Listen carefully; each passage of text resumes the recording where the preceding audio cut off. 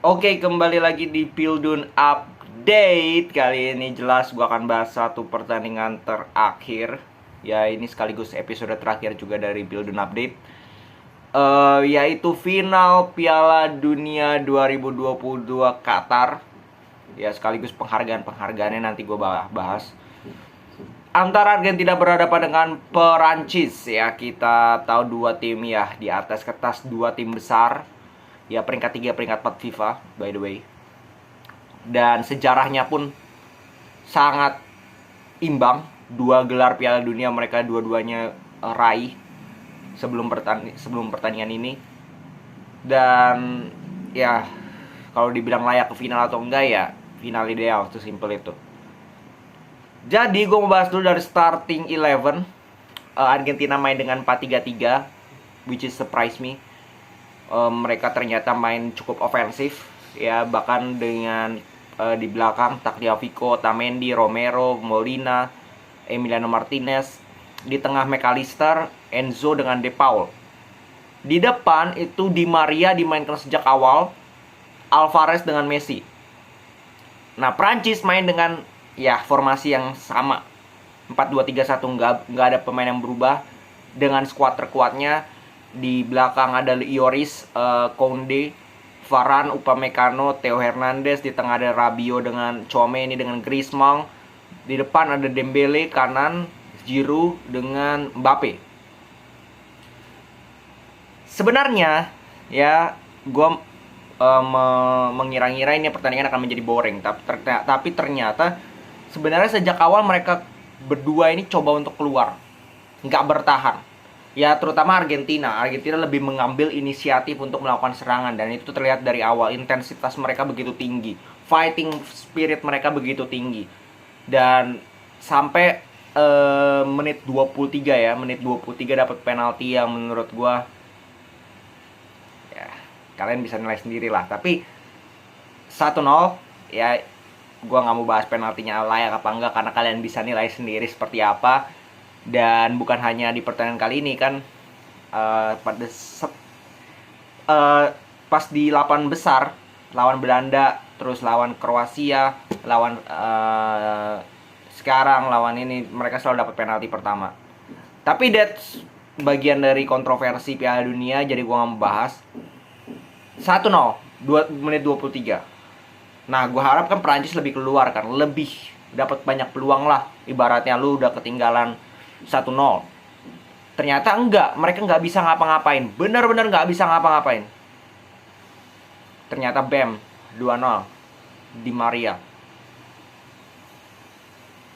lewat counter. Cepet banget counternya, bener-bener cepet banget counternya. Dan satu sentuhan luar biasa. Di Maria finishing 2-0 menit 36. 2-0 praktis ya, kill the game belum, tapi sangat sulit. Sampai menit 41 Deschamps melakukan 2 pergantian pemain langsung. Dembele dengan Giroud out, Randal Colomwani dengan Marcus Thuram masuk. Ya, 2 pemain yang bisa dikatakan lebih punya pengalaman digantikan oleh pemain yang muda. Ya, which is keputusan yang sangat berani. Tapi di babak pertama nggak dapat peluang juga mereka. Babak pertama itu 0 shots. Prancis 0.0 shots. Apalagi shots on target, shots saja nggak ada off target. Masuk babak kedua, praktis nggak ada perubahan yang mencolok juga dilakukan oleh Prancis. Mereka tidak bisa keluar dari tekanan. Mbappe berkali-kali hilang bola, berkali-kali gak kelihatan sama sekali. Ya, Griezmann gak kelihatan sama sekali. Bener-bener mati, kalah di tengah kalau menurut gue Prancis. Sampai menit 64 itu menurut gue titik balik juga ya. Marcos Acuna dimasukkan mengganti Di Maria, artinya Argentina lebih defense. Nah, di situ Prancis lebih mendapatkan space. Menit 71, 2 pergantian, Theo dengan Antoine Griezmann keluar, Kingsley Coman dengan Camavinga masuk. Ya, 2 pemain yang memberikan perbedaan dari sisi serangan. Camavinga mainnya keren banget di back kiri, by the way. Mulailah Prancis lebih lebih frontal mainnya, lebih all out, ya, menyerang, mengurung Argentina sampai dapat kejadian penalti juga. Apakah penaltinya layak? Ya, ini layak. Ini 100% layak. Udah ketinggalan lari, si Otamendi didorong, dijegal pakai kaki. Bukan didorong, dijegal pakai kaki ya. Sangat layak. 2-1. Mbappe 1 shot on target, 1 gol. Prancis 1 shot on target, 1 gol. Habis itu, wah, Prancis ini kayak kerasukan setan. Mulai dari Messi kan kehilangan bola, direbut oleh Coman yang dia duel. Habis itu counter, 1 menit berselang, bam, 2-2. Gila menurut gue. Ini benar-benar Mbappe 2 shot on target, 2 gol. Dan gol keduanya itu keren banget. Nah, setelah 2-2, alangkah ajaibnya Prancis ini kayak kesurupan. Argentina digempur habis-habisan, dapat setengah-setengah peluang, dapat beberapa peluang yang nyaris ya, tapi sayang nggak ada yang jadi gol sampai extra time. Prancis 80 menit ke atas itu lebih mendominasi, lebih seru lah. Nah, extra time babak pertama ya Montiel masuk gantiin Molina, ya nggak banyak perubahan dari sisi formasi ya.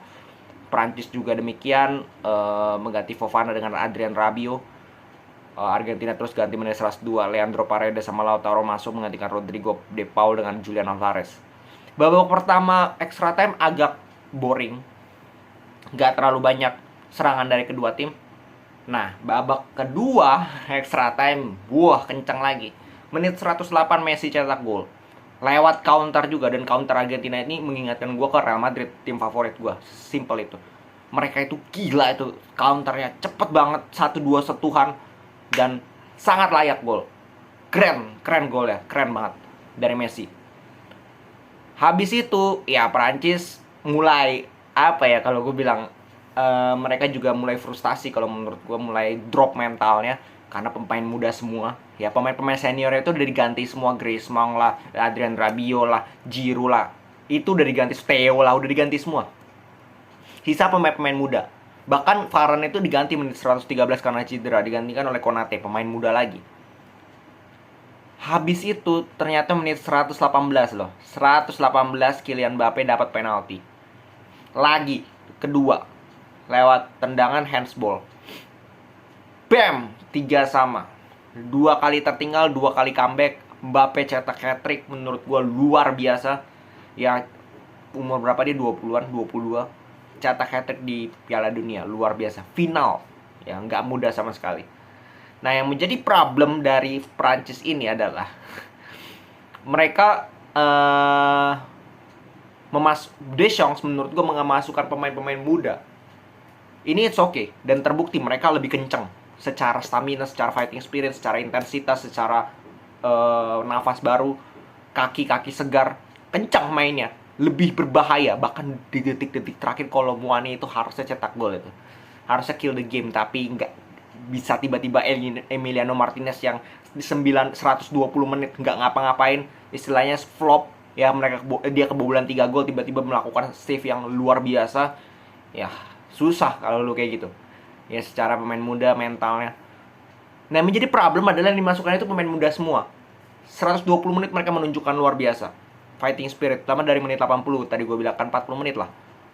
Tapi kalau udah masuk penalti dan itu terjadi, ini berat menurut gue. Ini berat karena penalti itu soal mental, penalti itu soal pengalaman.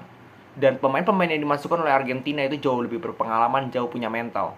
Dybala, Paredes, Montiel bahkan itu sudah dipersiapkan oleh si Scaloni, dan terbukti semuanya masuk dengan Messi. Semuanya masuk. 3 itu ke pemain pengganti selain Messi. Sedangkan Prancis 3 pemain penggantinya, Kingsley Coman, Aurelien Tchouameni dengan Colomboani, 2-nya gagal dari Kingsley Coman dan Tchouameni.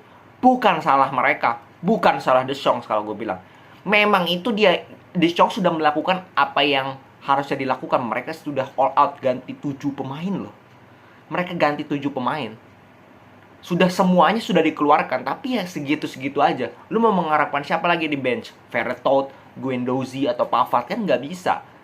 Ya kan? Nggak bisa menurut gue. Jadi ini adalah final yang menurut gue salah satu yang terbaik salah satu yang terbaik, debatable bisa jadi yang terbaik. Absolutely, karena dramanya itu sangat lengkap di sini. Comeback 2 kali, tertinggal 2 kali, Prancis bisa comeback 2 kali dengan cara yang dramatis. Adu penaltinya pun demikian, tapi adu penalti menurut gue udah tertebak lah.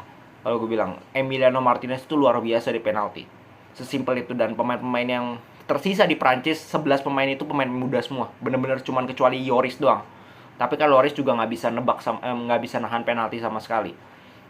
Jadi secara overall Argentina layak juara, ya layak sekali juara di pertandingan final ini. Mereka sudah membuktikan dengan solidaritas kalau gue bilang squad mereka. Dan ini last dance Messi, dan Messi benar-benar menutup karirnya dengan sangat gemilang, menutup eranya Ronaldo dengan Messi juga. Menurut gue it's done, debatable, debate-nya selesai.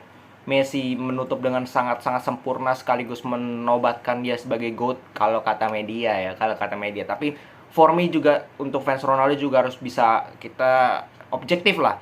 Ya, objektif bahwa Messi 1 langkah di atas Ronaldo, karena murni dia mendapatkan Piala Dunia yang tidak bisa didapatkan Ronaldo, dan kemungkinan besar tidak akan pernah bisa didapatkan oleh Cristiano Ronaldo.